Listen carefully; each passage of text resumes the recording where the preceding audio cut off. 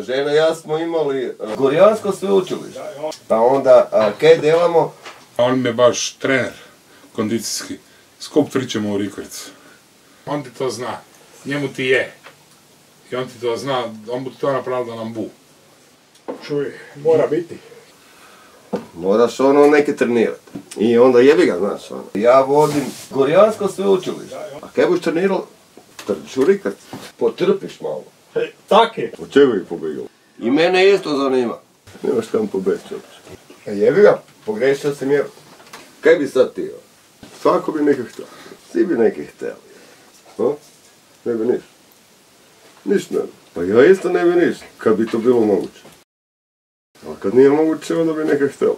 Odličan program za naše Gorjansko sveučilište. Pobegao sam iz civilizacije. Vi ste vrlo ekološki neosvješteni. Neće o civilizaciji. Ja se okvarjam s permakulturom. Spermakultura je. Njega rastepe. Rastepe. Lijepo da. Kaj je to? A?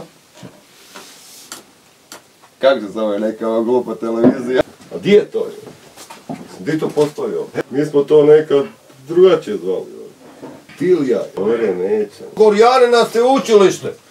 Sveučilište. Gorjane na sveučilište!